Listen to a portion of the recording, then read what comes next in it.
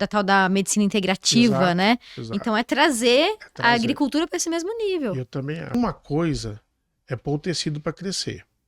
Outra coisa é colocar o tecido para diferenciar.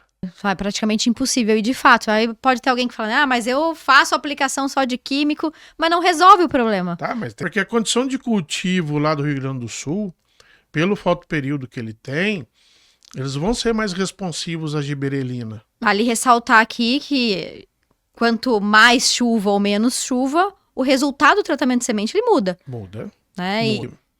O conhecimento do que se compra, ele é extremamente importante, principalmente para quem já tem a base bem feita. Eu sou Gabriela Vieira e este é o MIP em Dia, o seu podcast sobre manejo integrado de pragas. Afinal, não existe milagre, existe manejo.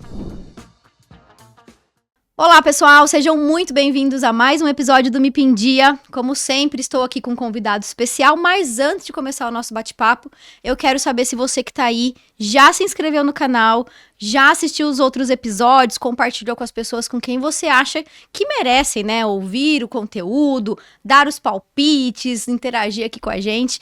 Então, não perca tempo. Siga-nos aí nas redes sociais, MIP em Dia Podcast, Gabriela Vieira. E como sempre, né, a gente faz tudo com muito carinho, muito cuidado para levar a melhor informação para você. E neste contexto, eu aproveito também para agradecer os nossos patrocinadores, os apoiadores desse episódio, que são a Agribela, empresa que está aqui com a gente há um tempo e vocês já conhecem, né? A Agribela é empresa de tecnologias biológicas para o agronegócio, e também a NF, que é uma empresa que ajuda outras empresas e também empresários, enfim, a se comunicarem, a levarem a sua mensagem de uma forma muito mais clara, através de estruturação e toda a tecnologia que eles têm. Eu já contei para vocês, né, nos episódios anteriores, o meu site está quase pronto e quem está fazendo isso é o Natan, da NF, então agradeço a Agribela e a NF por estarem aqui com a gente.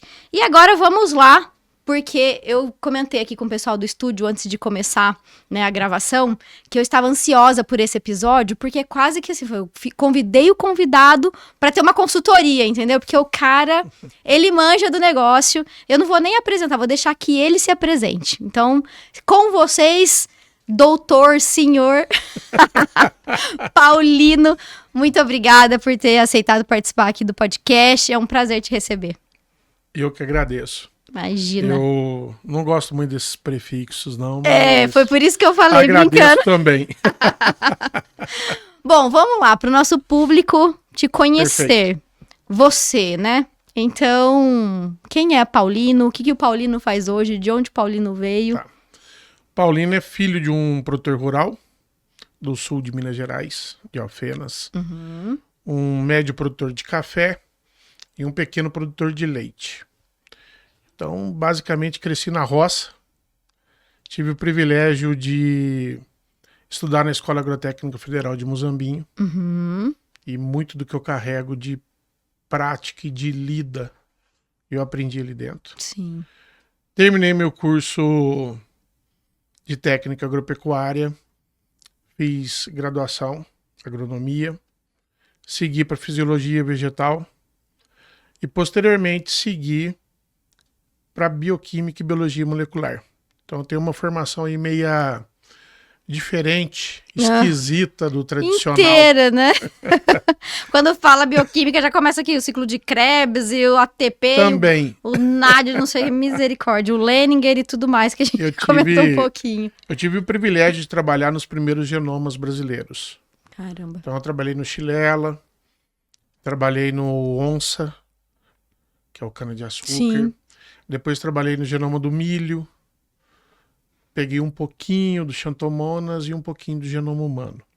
O humano também. Também. Legal. Também. E foi um trabalho muito legal porque, como nós já tínhamos toda a parte operacional pronta, nós simplesmente, vamos dizer assim, colocamos a máquina para trabalhar, para fazer o que ela sempre fez, que é sequenciar. E eu continuei brincando de montar mapa metabólico com o que saía dessas máquinas, né? Obviamente que não se faz isso na mão, tem toda uma plataforma de bioinformática que nós usamos para isso. Certo. Mas é algo bem engrandecedor, porque tem muito gap.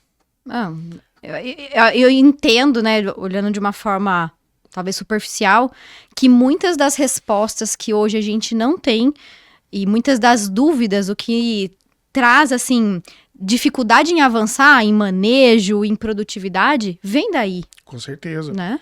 E passa batido para a maioria das pessoas que, infelizmente, nós somos biologicamente menos complexos do que as plantas.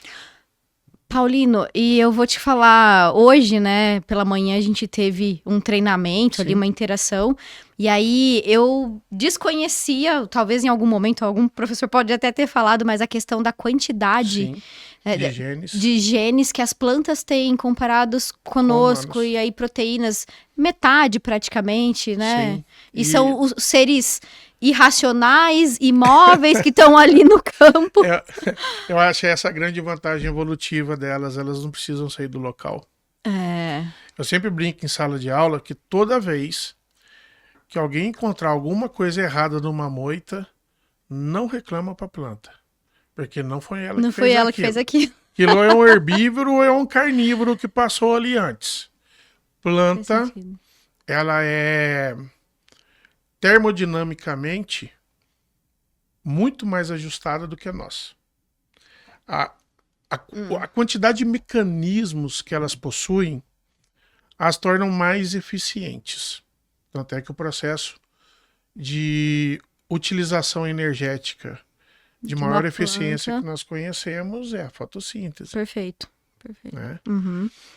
E partindo desse cenário, assim, né?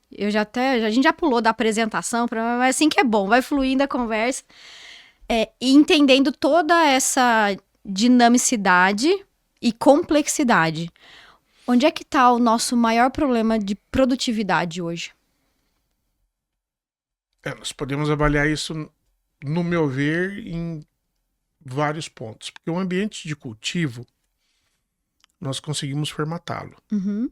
Então você melhora fertilidade, característica química, disponibilidade de nutrientes.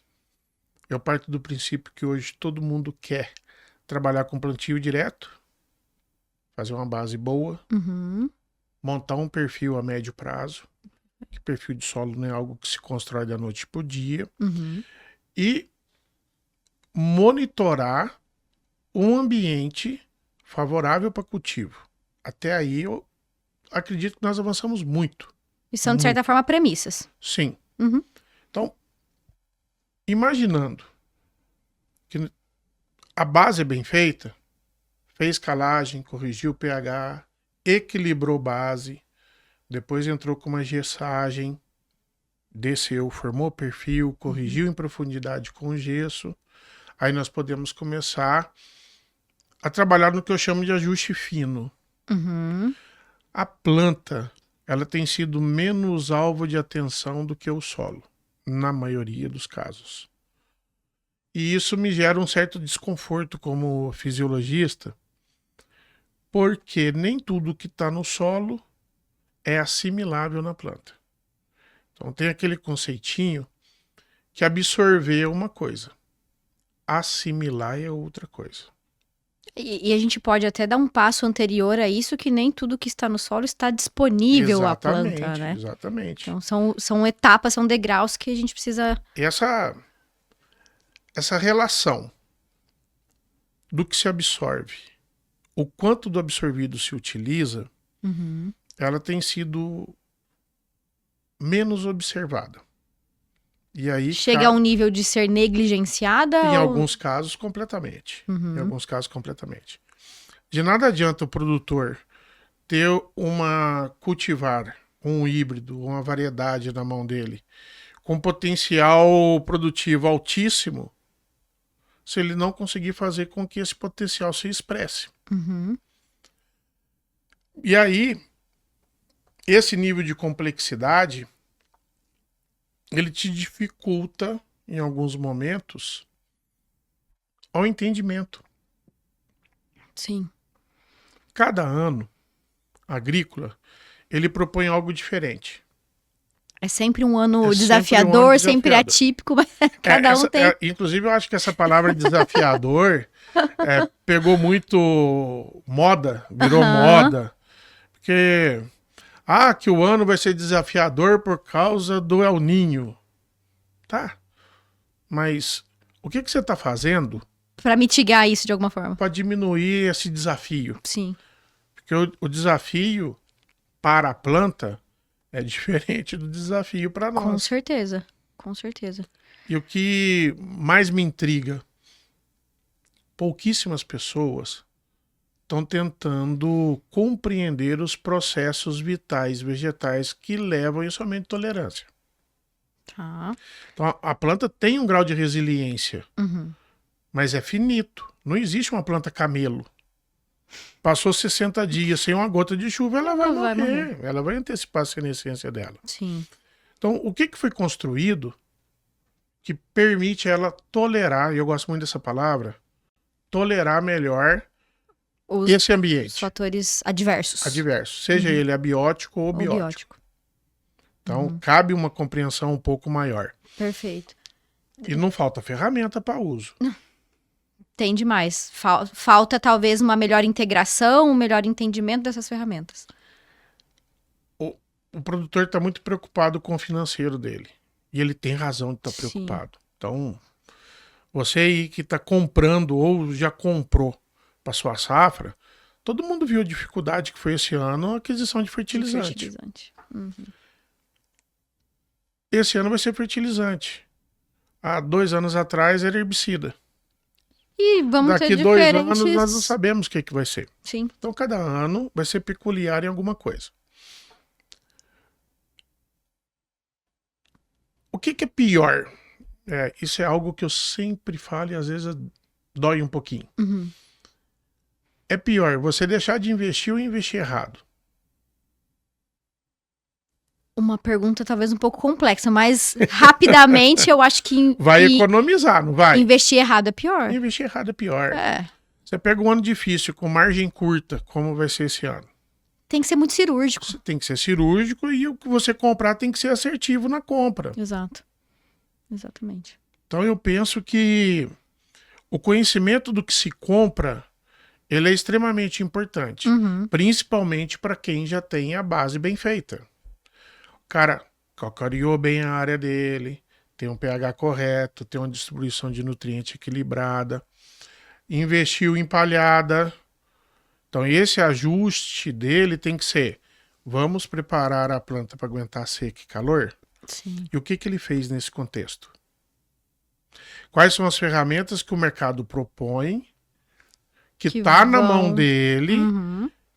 e orienta ele a fazer a compra e aplicação da maneira assertiva. Perfeito. Ele está usando glicina betaína, ele está usando prolina, ele sabe o aminograma que ele está comprando? Eu ia chegar nesse ponto.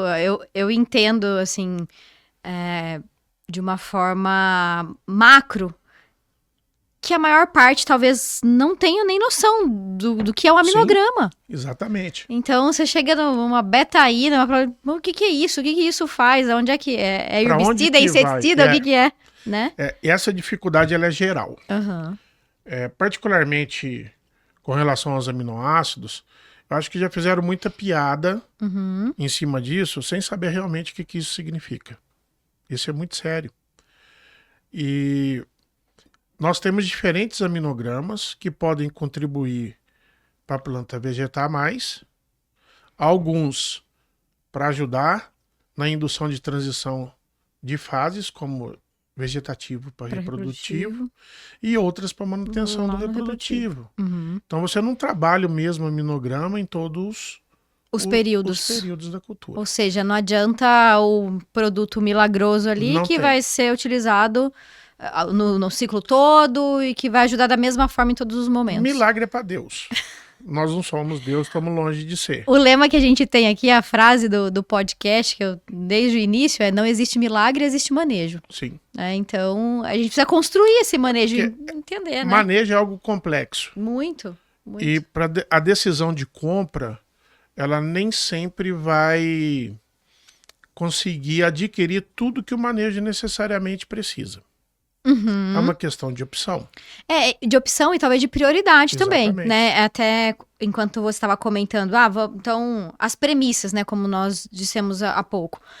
O cara que tá assistindo aqui, um produtor, pô, eu não tenho isso feito. Então, talvez seja mais importante eu pensar em construir isso do que Exatamente. investir lá no melhor inseticida, herbicida, fungicida. Eu preciso pensar em construir essa base, Sim. né? E o mercado, às vezes, ele não ajuda. Não. Porque é um bombardeio de informação tão grande na cabeça do produtor que dificulta ele ir pro caminho mais correto, mais Precisa adequado. um filtro muito grande, né, Exato. com tudo. Exato. Vamos pensar safra de feirão, soja. Tá. Nós sabemos que existe um indicativo que vai ter alta É o temperatura e seca. Uhum. Então, como lidar com isso? Esse era um dos pontos. Então, a gente tá aqui em julho agora. Primeira coisa, ter um TS que tem o menor Adequado. índice salino possível e já trabalhando substâncias de osmorregulação nesse TS. Vale ressaltar aqui que quanto mais chuva ou menos chuva, o resultado do tratamento de semente ele muda, Muda. né? Muda. E isso é algo que muitos também não consideram. E como é que a planta te mostra se o teu TS foi bem feito? Assim que a soja germina, analisa o estado do cotilédone. Cotilédones mais preservados e menos senescentes te indicam que esse estabelecimento vegetal usou menos reserva da semente.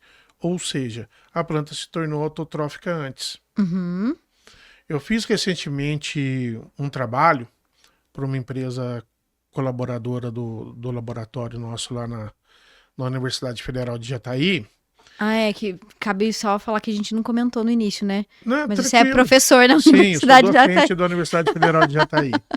E com muito orgulho, eu estou numa região em que os produtores são muito bons, muito tecnificados, verdade. E vendedor ruim lá passa perto.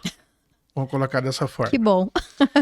E essa empresa, ela me propôs um desafio que ela não conseguia entender muito bem como aquele produto comercial dela agregava em maior estabelecimento de plantas.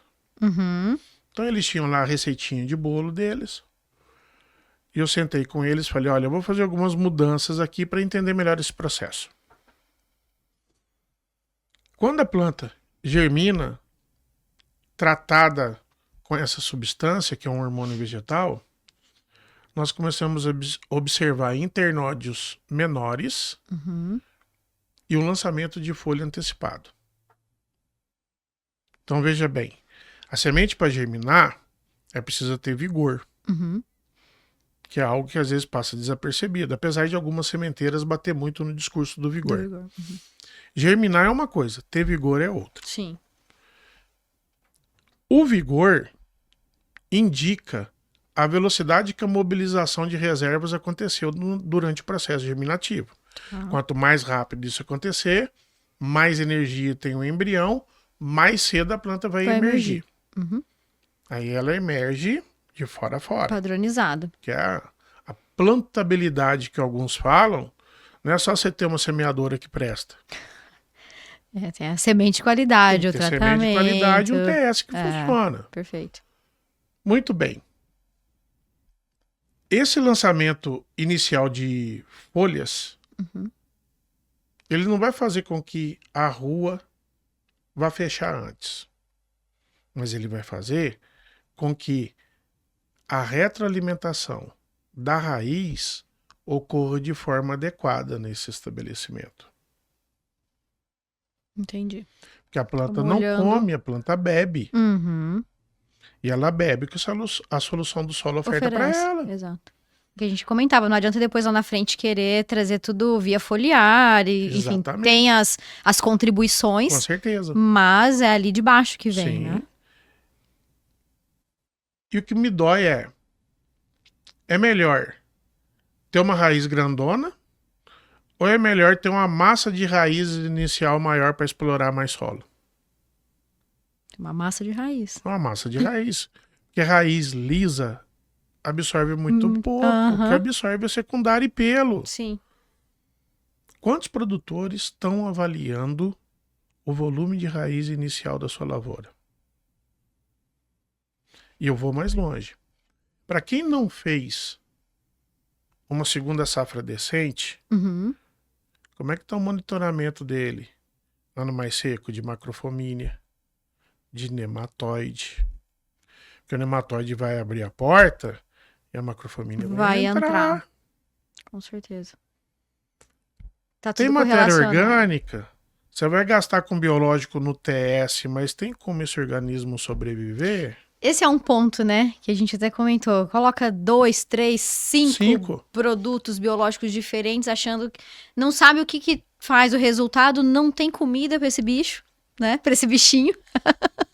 Eu chamo de bicho, alguns ficam bravos comigo, mas como eu não tenho essa formação, antes que eu fale algo errado, eu prefiro continuar com o bichinho. Mas é complexo, né? E eu fico sempre ponderando o fato de que o produtor ele tá numa posição de desfavorabilidade nesse aspecto. Porque é um monte de gente, de profissionais, de consultores, de empresas chegando com um monte de solução isolada. E ele acaba sendo convencido de que tudo é bom. E ele coloca ali e não sabe, muitas vezes, nem quantificar de onde está vindo o resultado ou não resultado. Eu tô rindo, lembrei aqui de um grande amigo meu que ele fala o seguinte, ele é produtor lá em Jataí, ele fala: Paulino, se cada um que me vender algo que produz 4 sacas a mais, eu não sei por que eu não tô produzindo 200. Então, você coloca a semente lá e pronto. Então é complicado mesmo isso, né? Solo, sem matéria orgânica, não tem sobrevivência. Exato. Então, nós temos que aprender a posicionar primeiro no maior problema da área. Resolveu ele ou mitigou ele, vai para os outros. Então, tem muita área arenosa que sofre muito com isso. Eu tive recentemente em Boa Vista, e o plantio de soja lá deles é em outra época, eles seguem o calendário americano, que é o hemisfério norte. Sim. Só que o margeamento deles de rio é extremamente complicado. Porque onde eles não têm mata, eles mais queimam matéria orgânica do que conseguem colocar. E isso atrapalha desfavorece muito todo o desenvolvimento. Pra caramba. E a vida microbiológica deles também é mais difícil de recompor. Imagino. Se você vem aqui para o Centro-Oeste, você pega Mato Grosso, é muito quente, mas é mais fácil de trabalhar. Porque é mais fácil de você produzir palhada. Sim. Você vai para o Tocantins, que tem aquelas áreas, tem aqueles pedriscos, que o solo está abaixo, que eles têm área de pedregulho mesmo. O cara tem que mudar disco de semeadora para conseguir pôr a semente no solo. Na hora que ela germina com o solo aquecido. Isso tem solo que dá 45, 48 graus durante um processo germinativo, ao nível de estresse térmico que uma plântula dessa passa. Sim. Você vem para Jataí, Rio Verde, um filé mignon, solo de estrutura boa, de fertilidade construída, todo mundo fazendo tudo direitinho. Quantos conseguem altos patamares de produtividade? Então, assim, tem alguma coisa dentro do nosso sistema que não tá, que precisa ser adequado. Fechando, precisa ser adequado. Aí a visão, isso é uma opinião minha, não quer dizer que esteja correto. A minha visão é que nós estamos esquecendo o fator planta. Eu queria eu anotei aqui, e antes de nós avançarmos mais nesses pontos, né? Que você comentou que o foco está muito mais no solo do que na planta. Hoje a gente fala muito em agricultura regenerativa. Como é que você acha que esses temas estão tirando esse foco e, de alguma forma, estão prejudicando um avanço? Acho que não. Eu acho que o contexto da agricultura regenerativa ele é maior. Eu acho que algumas empresas estão pegando só um pedaço dele e batendo em cima. Compartimentalizando, exato, né? E a gente precisa entender o todo. Fatiou o negócio e alguns estão fazendo um marketing muito poderoso em cima dessa fatia. Perfeito. Tá? Penso eu que biológico veio para ficar dentro desse contexto. Não tenho dúvidas disso também. Tá? a contribuição do biológico ela é muito grande e muito importante. Uhum. Seja o biológico no controle de fitonematóides, seja o biológico no controle de insetos que são praga-chave. Uhum. Hoje eu não vejo, por exemplo, milho safrinha rodando sem você usar Sem biológico para cigarrinho. um fungo entomopatogênico. Uhum. É praticamente impossível. Exato. Eu conheço áreas que entraram 6 entradas de inseticida e não resolveu o problema. É legal trazer esse ponto, né? É praticamente impossível. E de fato, aí pode ter alguém que fala, mas eu faço aplicação só de químico, mas não resolve o problema. Tá, mas tem... Entra com 5, 6, 10 aplicações. E aí reza para não ter fitoplasma, né? Exato. Exatamente. Porque eu não conheço ninguém que vai abrir a cigarrinha e pra enxergar o fitoplasma lá dentro. É isso. Aí você tem que pegar a tua planta doente, mandar para um laboratório, pagar o PCR dela para falar, não, realmente você tá com problema aí. Isso aí. Quanto te custa isso? Vixe. Entre o que você deixa de produzir, mais o que você gastou errado. Uhum. Mas só o biológico sozinho resolve? Também não. Né? Integração. É integração. Por isso que a palavra manejo ela é muito complexa, porque ela envolve tudo. Tudo. E então, não é só ferramenta, né? Não é só ferramenta. Essa base molécula ali. de TS, eu fiz os meninos contarem quantas anteras produziu Meu Deus. o milho.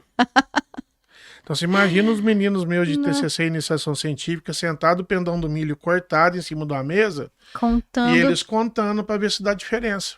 E dá? Dá. Imaginei que a resposta fosse essa. Dá.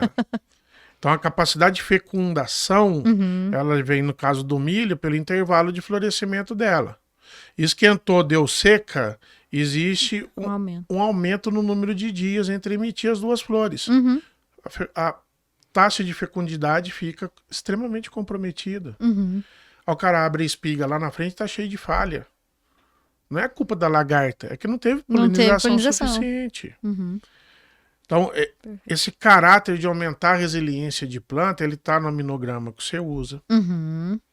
Ele está em você, na sua aplicação, usar substâncias que são menos agressivas para a planta. Nem sempre isso é respeitado. Que é a tal da fito. Vou pegar um gancho então nesse ponto. Eu tava pensando a gente começou a conversa já falando de TS, falei, vamos evoluindo. Sim. Mas vou pular já para um tema que talvez seja um pouco polêmico nesse aspecto. Adjuvante. É uma boa discussão. Vamos falar de forma macro. O que tem, na sua visão, acontecido? Porque assim, se a gente pegar uma lista dos adjuvantes disponíveis, acho que a gente não consegue terminar. Sim. Ela é muita coisa. Aí tem e óleos e tudo, e origem mineral e vegetal, e siliconado, e isso e aquilo.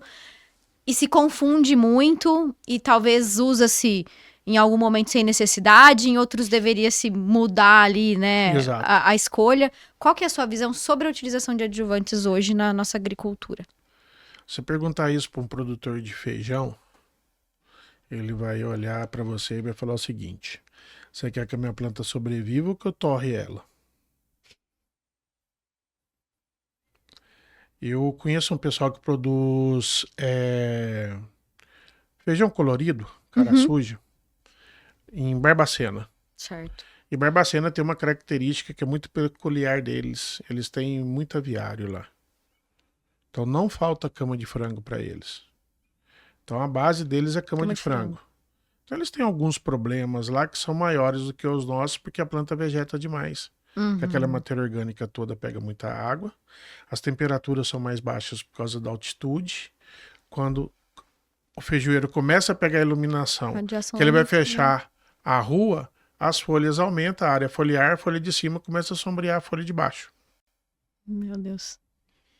Então a fotossíntese líquida do cara cai por conta disso, da matéria orgânica. Da matéria orgânica. Só que a matéria orgânica barateia para ele. Sim.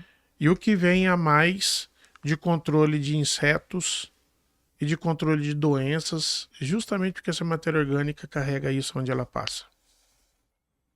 Isso paga a diferença que ele economizou no adubo? Aí você põe um adjuvante errado.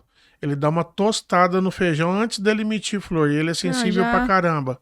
Perdeu 30%, perdeu 40% no mínimo.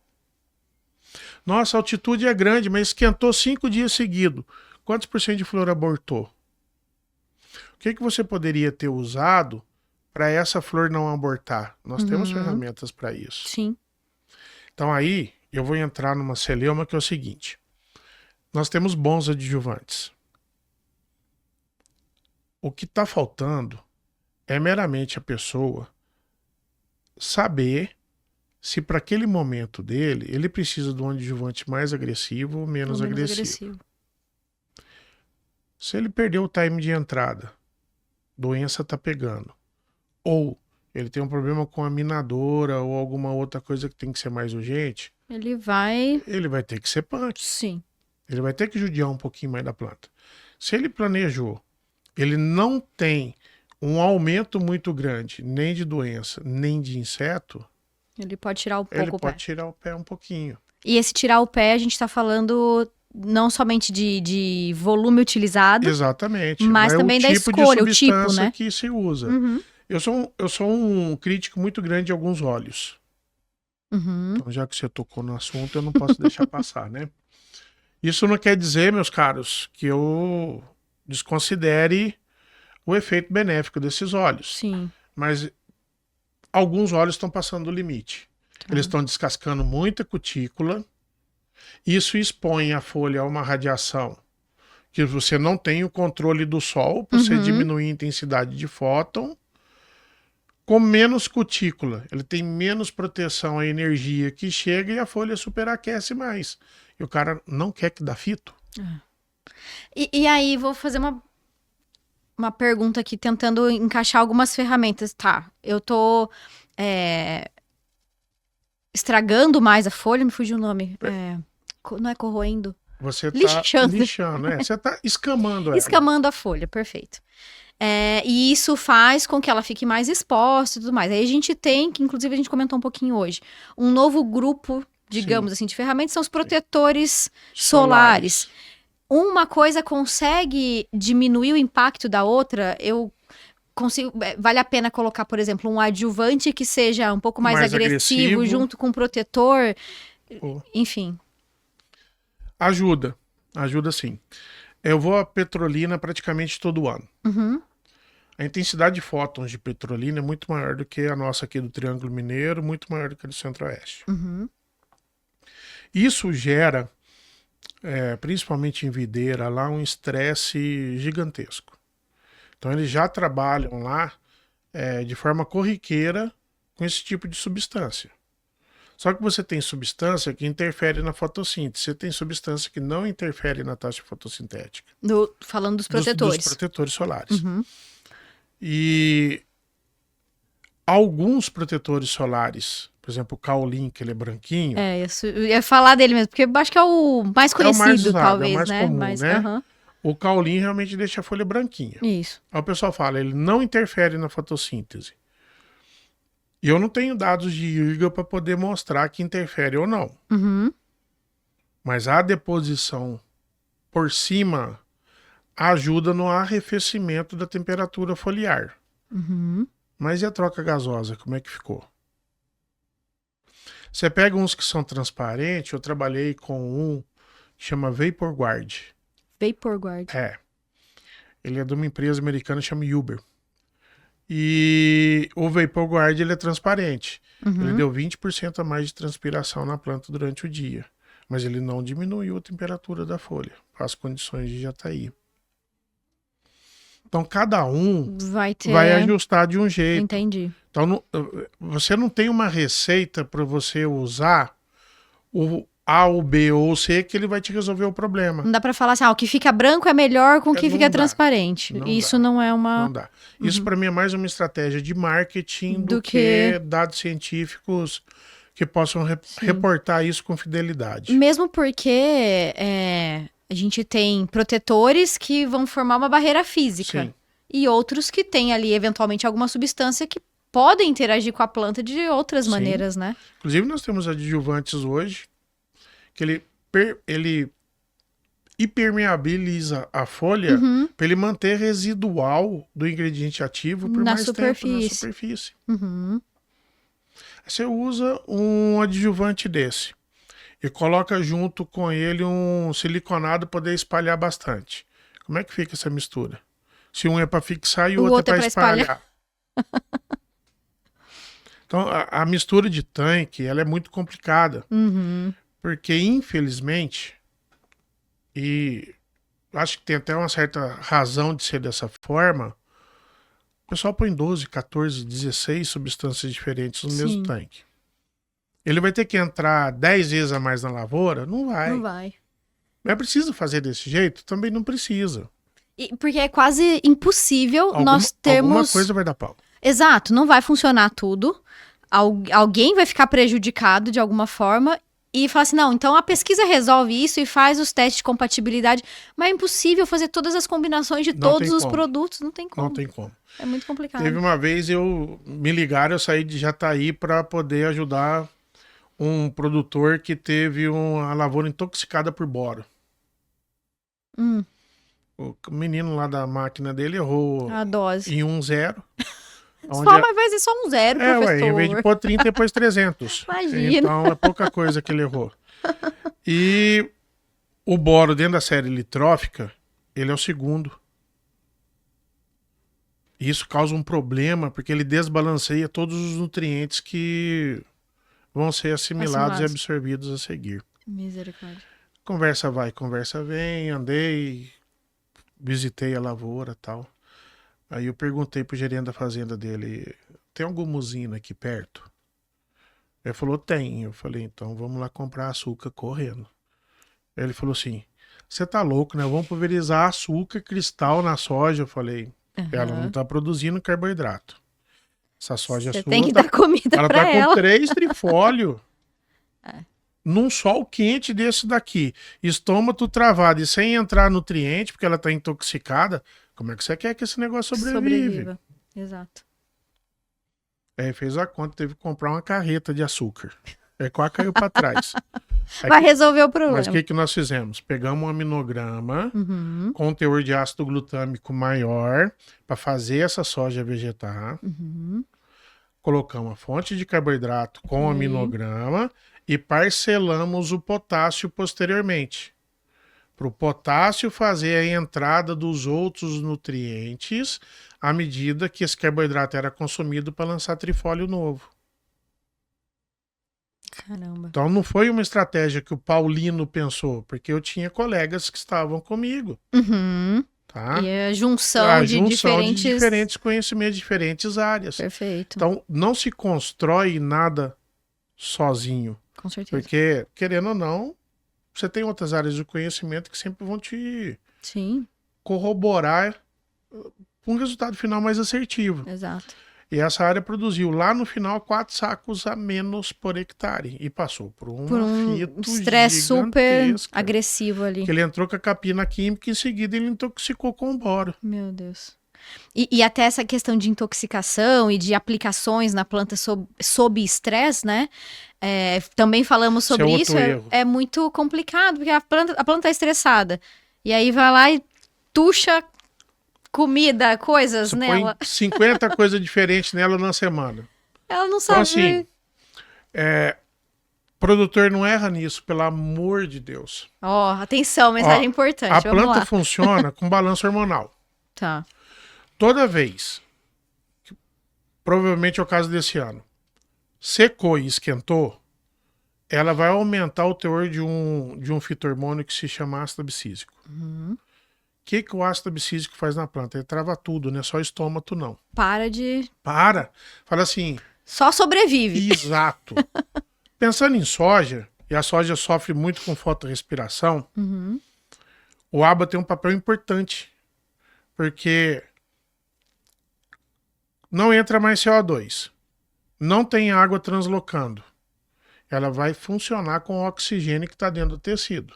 Então, é como se o ácido abscísico estivesse ali de bracinho cruzado, ele está lá olhando a situação assim e fala, não dá agora não. Agora não vai. Aguenta aí. E a planta queimando reserva. Ela não pode deixar de respirar. Sim. Então, a quantidade de carboidrato redutor, que é aquele prontamente utilizável, diminui. E para não diminuir drasticamente, ela tem que mobilizar carboidrato de algum lugar. E E aí entra um tal de etileno, Uhum. que é muito amigo do ABA. O etileno é o cara que chama o ABA para confusão. Aí começou a secar, o etileno estava lá na raiz. Opa, alguma coisa, acende uma luzinha. Tem que fechar esse estômago. Uhum. Aí o etileno gasoso saiu da raiz, chegou lá na folha, falou, olha, eu não posso ficar muito tempo aqui não, que eu vou aumentar a senescência e eu vou matar essa planta o ciclo antes. rapidinho. Então, para essa planta não antecipar o ciclo, eu vou chamar meu amigo Aba, que ele vai vir dar um jeitinho nisso daqui. Aí o etileno sai voando, o Aba vem e trava tudo. Esse é o mundo perfeito da sinalização. Certo. Etileno baixo. Que, vamos dizer assim, vai acontecer num momento, por exemplo, de estresse hídrico. Exato. À medida que o estresse vai ficando severo, aquilo que eu falei, a senescência vai aumentar. Vai aumentar. Então, algumas plantas vão antecipar ciclo. Isso é um mecanismo de escape. Essa senescência aumenta porque o etileno começa a ficar ali? Exatamente. Uhum.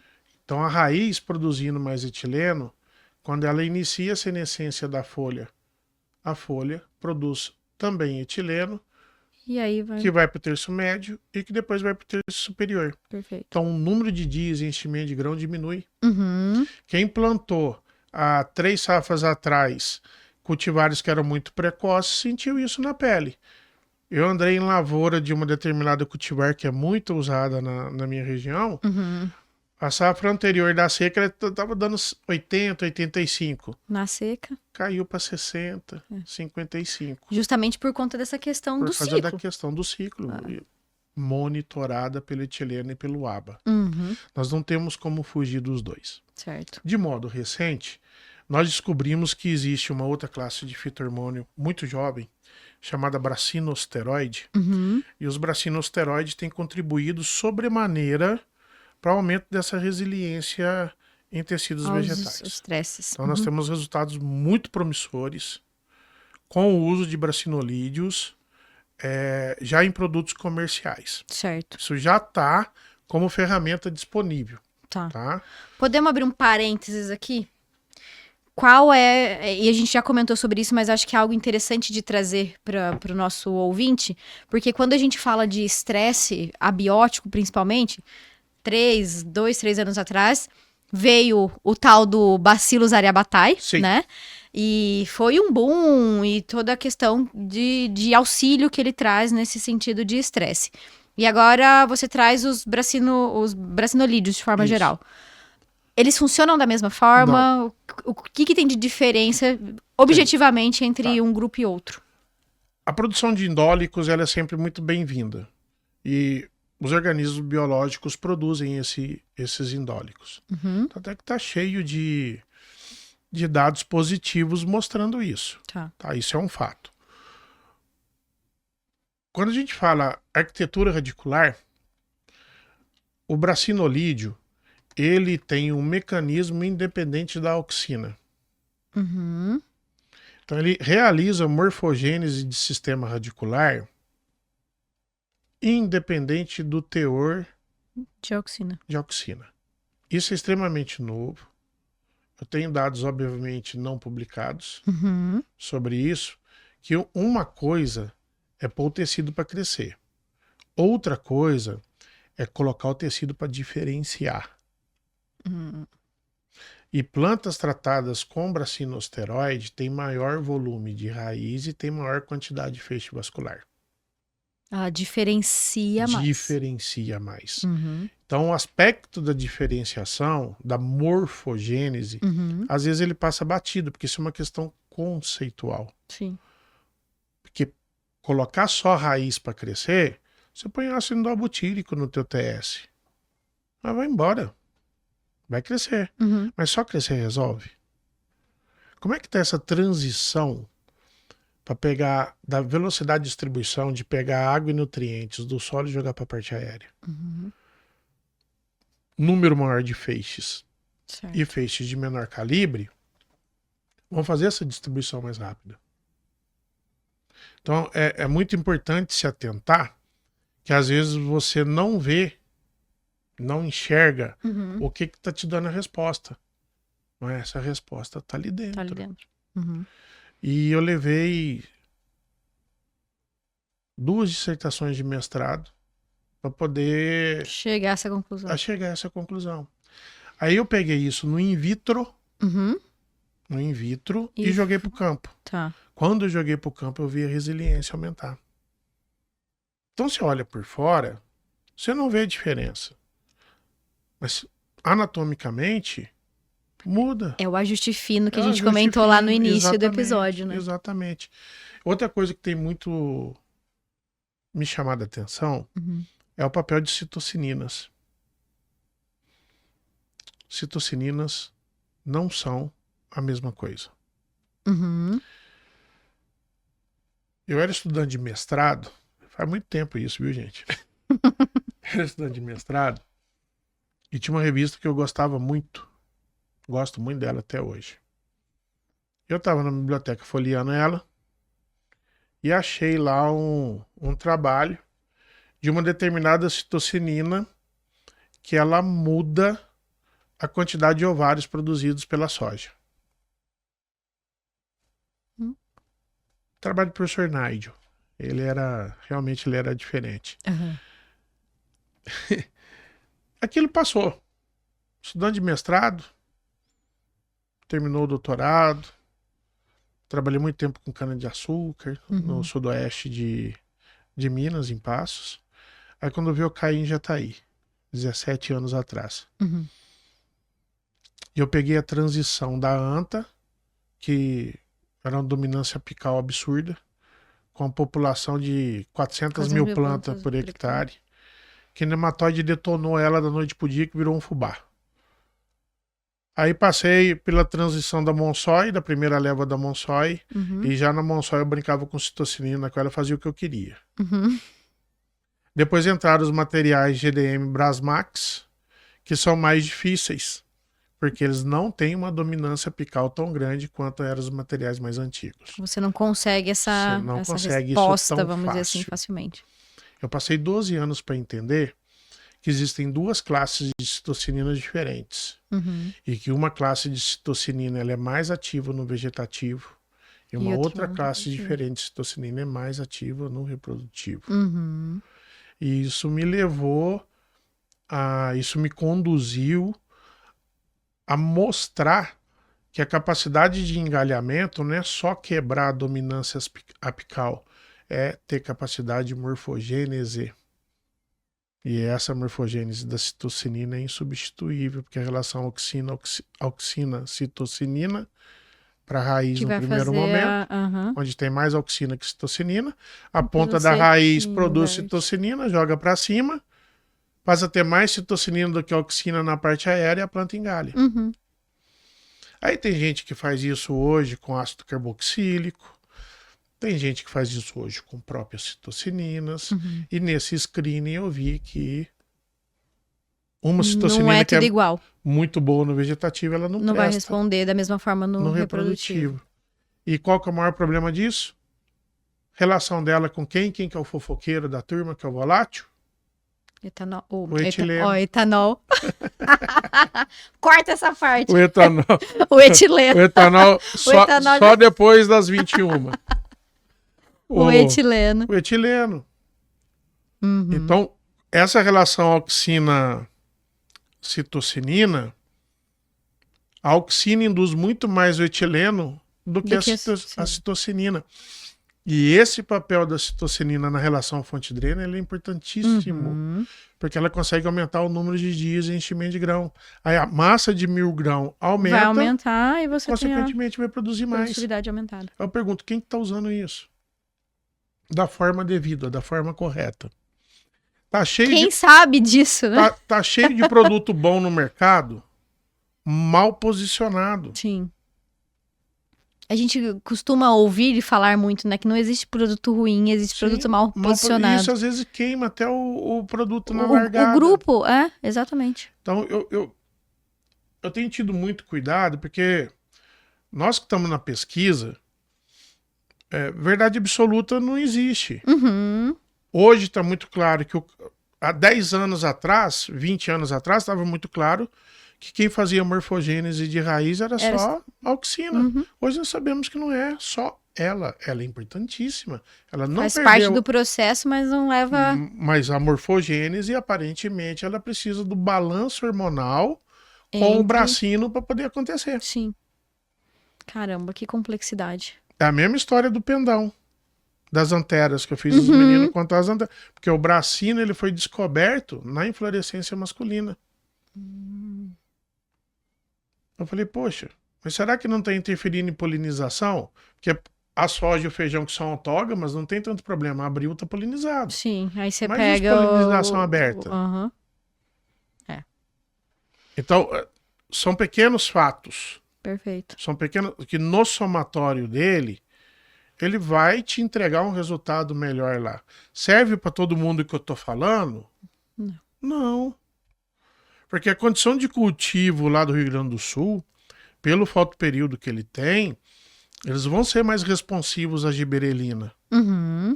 Aí quando você traz isso para o centro-oeste, que tem um fotoperíodo é muito outra. maior, ativação de GA20 oxidase e um caminhão de giberelina ativa, esse índice de área foliar decola. Sim.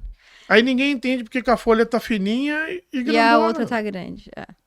E isso a gente tá falando só da planta em si. Aí quando a gente Exatamente. coloca os outros aspectos, vamos voltar lá nas premissas que nós falamos de construção de um perfil. Sim.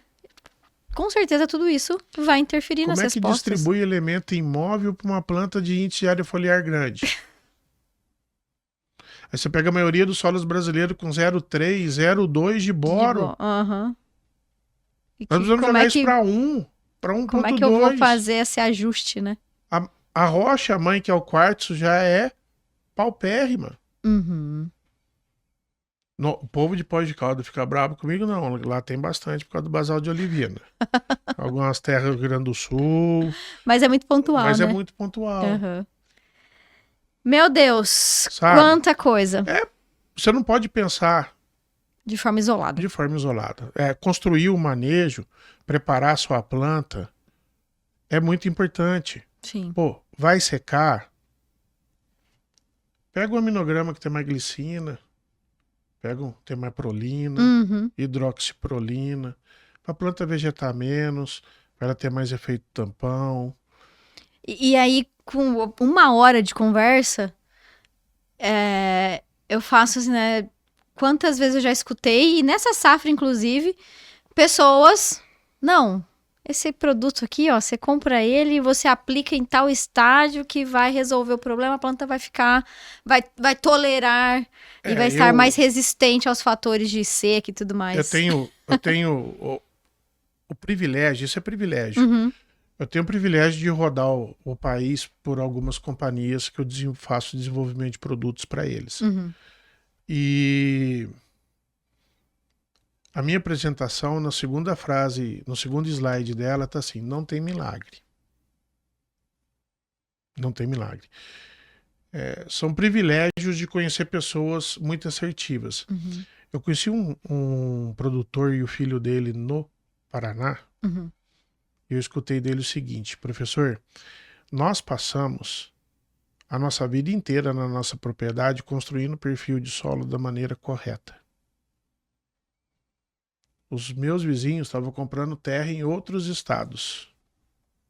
E eu estava aqui investindo na minha que própria já tinha. propriedade. Perfeito. Esse ano que deu essa seca, ninguém aqui produziu mais que 60. E ele produziu quanto? 72 Ah, de lá. média. É o médio longo prazo, é a construção, é o bem processo, é o bem feito, Eu justamente. lembrei aqui de relance, Gabi, que tem um dado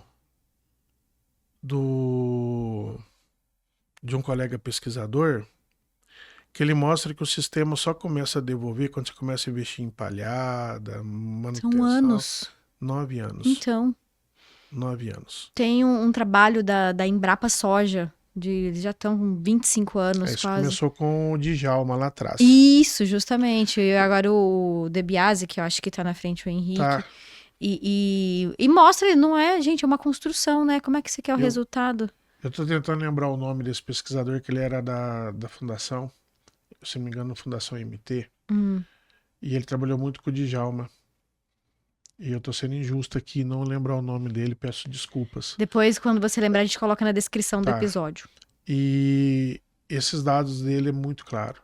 Que ele até comenta que teve um ano que ele falou assim, não vou mexer mais com isso não, que esse trem não funciona. Não dá resultado. No ano seguinte, começou a devolver. Então, assim... Acho que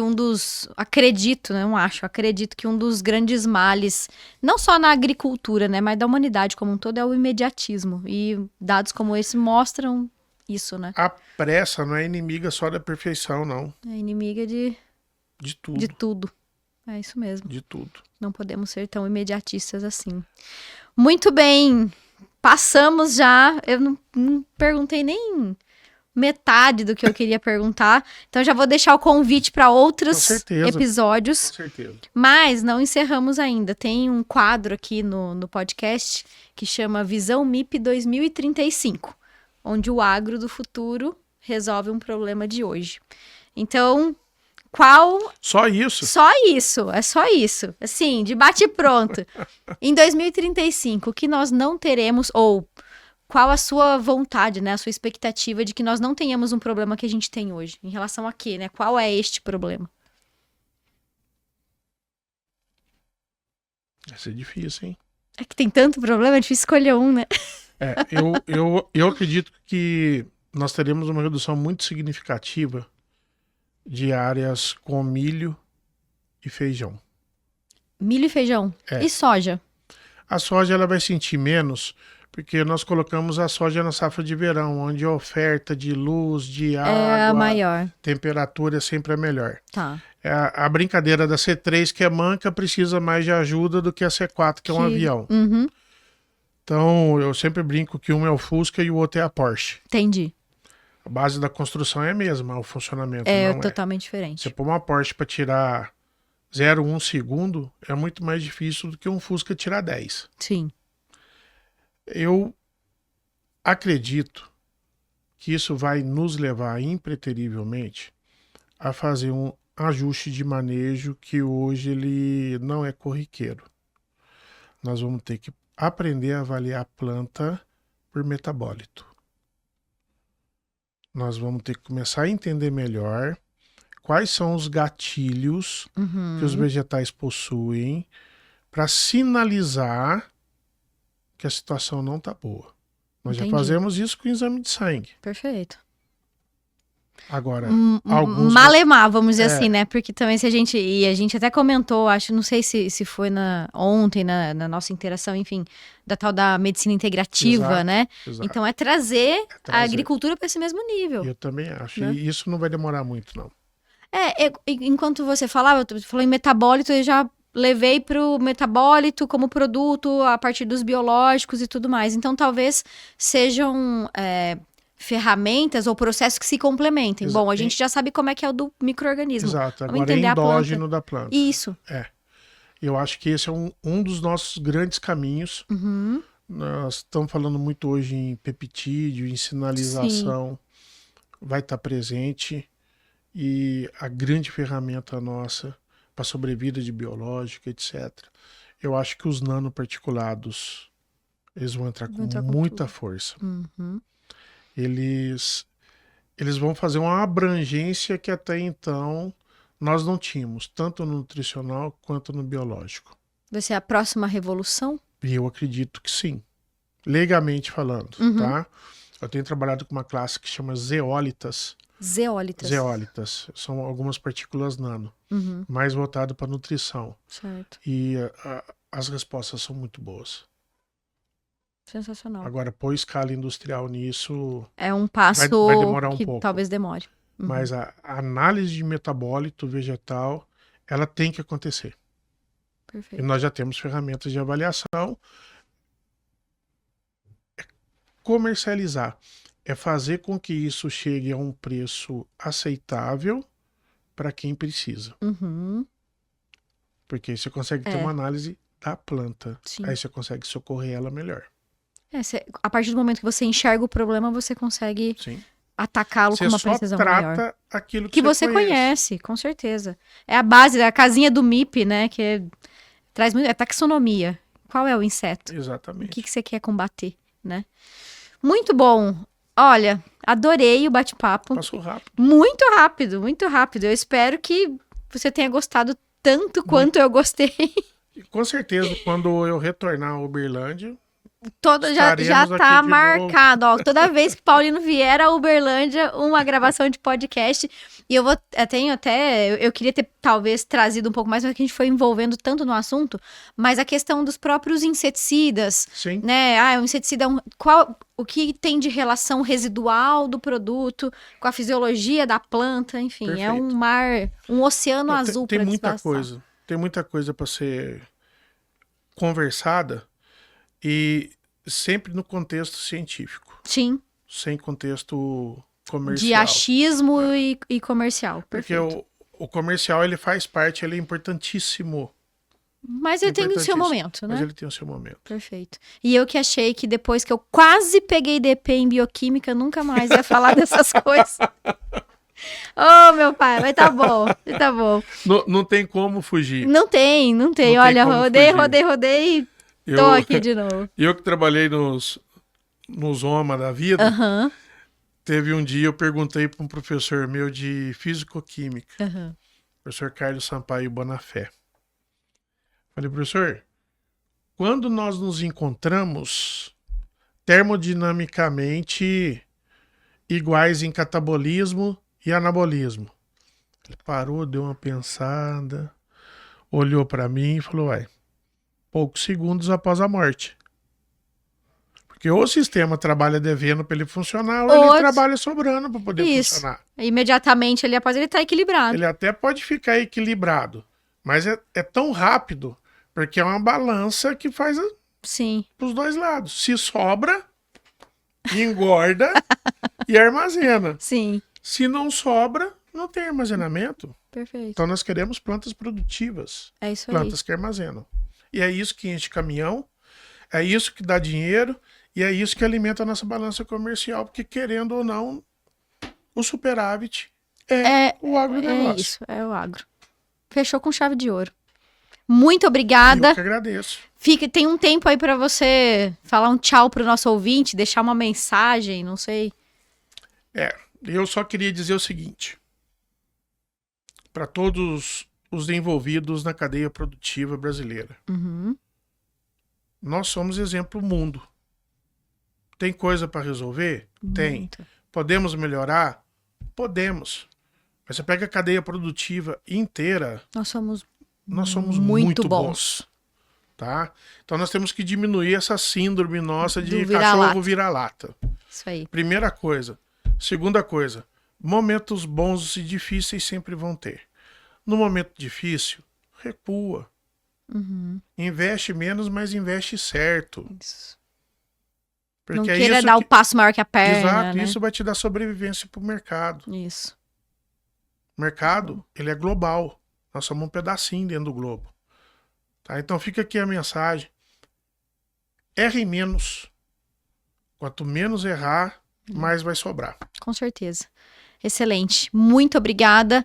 Pessoal, espero que vocês tenham gostado. Deixem aqui os comentários, compartilhem esse episódio aí com as pessoas que vocês acham que vão aprender com essa aula aqui que o Dr. Senhor Paulino nos deu. Então, muito agradecida mesmo pela sua presença e com a presença de vocês que nos acompanharam aqui até o final desse episódio. Muito obrigada pela companhia de sempre. Espero ter agregado. Peço que você que ainda não está inscrito, caiu aqui de paraquedas, né? Não me conhece, não conhece o podcast, tem aqui na descrição do episódio as nossas redes sociais, nossos acessos. Vou pedir para o professor Paulino também deixar um e-mail, de repente, que possa ser compartilhado para quem tiver, né, alguma dúvida ou quiser fazer algum contato, algum acesso a ele, tá certo? E mais uma vez agradeço também os nossos apoiadores Agribela e NF. Então, gente, muito obrigada e, como sempre, até o próximo episódio. Eu sou Gabriela Vieira e este é o MIP em Dia, o seu podcast sobre manejo integrado de pragas. Afinal, não existe milagre, existe manejo.